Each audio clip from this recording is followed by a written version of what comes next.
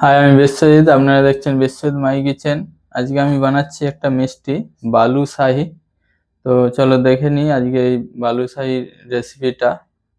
তো এই বালুশাহির জন্য আমি ময়দা নিয়ে নিচ্ছি 1.5 কাপ। 1.5 কাপ নিয়ে নিয়েছি। এই 1.5 কাপ ময়দার জন্য আমি এর মধ্যে টক দই নিচ্ছি সামান্য 1/2 চামচ।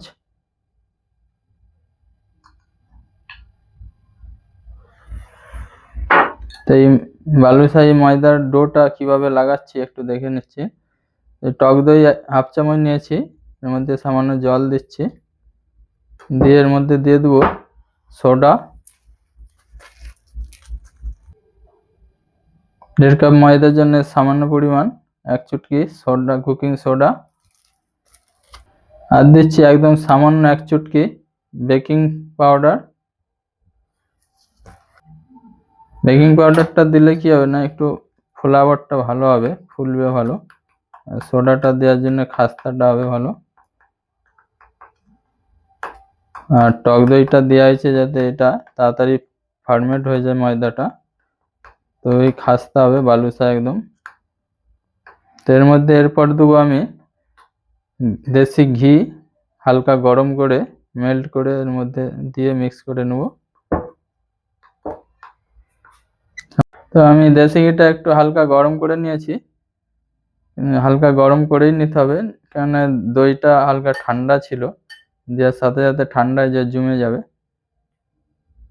তো 1.5 কাপ ময়দার জন্য আমি 3 চামচ দেশি ঘি নিয়ে নিচ্ছি। অ্যাকচুয়ালি এর রেসিপি থাকে 1 কেজি ময়দার মধ্যে 250 গ্রাম ঘি দেওয়া হয়, ময়াম দেওয়া হয়।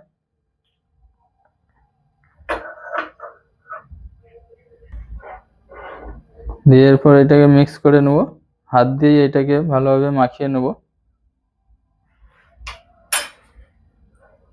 জলটাও দেখে দিতে হবে, খুব বেশি দেওয়া যাবে না, টেক্সচারটা বানানো যাবে না। এখন ডোটা এইভাবে মাখিয়ে নিয়েছি, দেখুন একদম নরম না আর একটু টাইটও না। তো ময়দাটা লাগানোর পরে রেস্টের জন্য 10-15 মিনিট আমি একটা ডাস্টার ঢাকা দিয়ে রেখে দিচ্ছি। এই বালুশাহির জন্য আমি ওর রসটা বানিয়ে নিচ্ছি।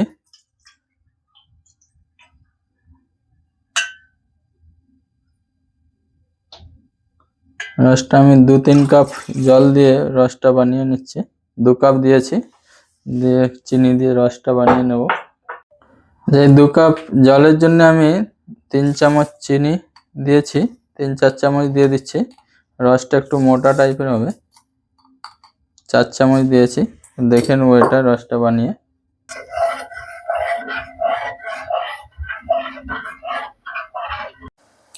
চিনিটা 4 চামচ দিয়েছিলাম, আরও আমি 2 চামচ দিয়ে দিচ্ছি, পাতলা মনে হচ্ছিল।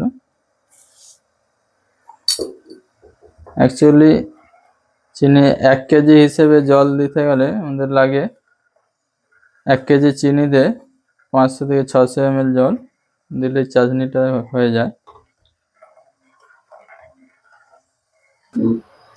6 চামচ চিনি দিয়েছি 2 কাপ জলে, আর 2টো এলাচ আমি থেতো করে এর মধ্যে দিয়ে দিচ্ছি। দিয়ে এটাকে 2-4 মিনিট ফুটিয়ে নেব, নিলে মিষ্টির রসটায় চিনির রসটা গাঢ় হয়ে যাবে। ময়দাটা 15 মিনিট রেস্ট দেওয়ার পরে আমি লেচি কেটে নিচ্ছি।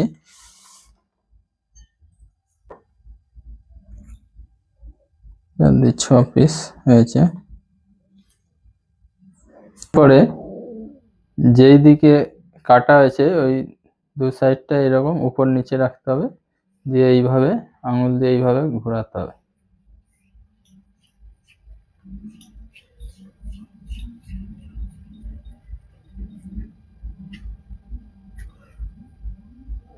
দেখবেন যে জয়েন্ট মুখগুলো এইরকম হয়ে যাবে, মাঝখানে এসে যাবে, যেখানটা এভাবে গর্ত করে দিতে।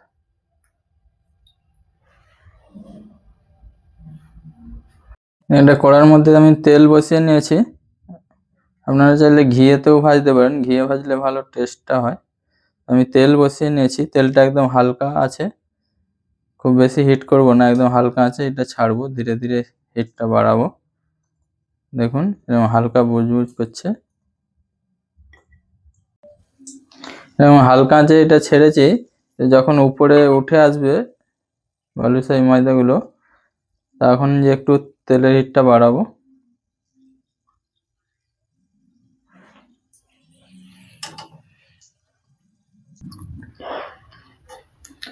দেখুন বালুশাহী এগুলো উপরে উঠে আসছে, গ্যাসটা ওই রকমই হিট আছে। তো এই যে বালুশাহীর মুখগুলো হালকা হালকা ফেটে যাচ্ছে, তো তখন আমি এটাকে উল্টে দেব।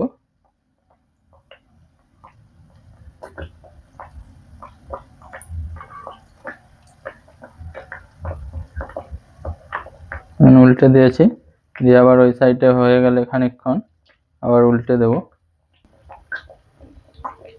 তো দেখুন এইভাবেই এটা হতে থাকবে, গ্যাসটা আর বেশি বাড়ানো যাবে না। একদম প্রথমে ছেড়েছিলাম একদম জিরোতে, তারপর হালকা আঁচে একদম বাড়িয়েছি। এইরকম হালকা আঁচেই এটাকে ভাজতে হবে, কেননা এর ভিতরে জালি বানবে, নাহলে বাইরেটা শক্ত হয়ে যাবে, ভিতরে আর জালি হবে না, কাঁচা রয়ে যাবে। দেখুন এই মুখের সাইডটা এরকম ভাবে হয়েছে, আবার উল্টে দিচ্ছি এক সাইড। মুখগুলো কি সুন্দর ফুলের মতো খুলে গেছে। দেখুন এইরকম কালার হলেই, বাদামি কালার হলেই এদিকটা উল্টে দিয়েছি। আবার হালকা গ্যাসটা বাড়িয়ে নেব, দিলে কি হবে তেলগুলো এগুলো ছেড়ে দিবে, ভিতর থেকে তেলটা ছেড়ে দিবে, দিয়ে আমরা এটা তুলে নেব। তেলটা হিট হয়ে গেলেই এবার তুলে নিচ্ছি।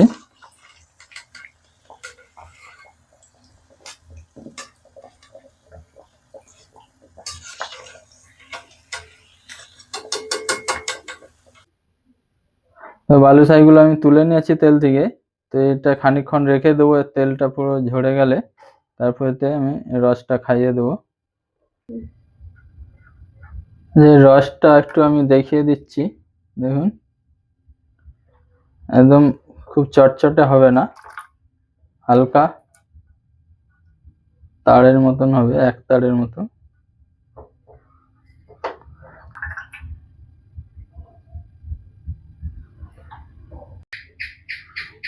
যে বালুশাহীগুলো হালকা ঠান্ডা করে নিয়েছি, মানে তেলটা ঝরিয়ে নিয়েছি, দিয়ে আর রসটা হালকা গরম আছে, তো হালকা গরমই দিতে হবে, তবেই টানবে। তো এর মধ্যে আমি হালকা হালকা করে দিয়ে দেবো।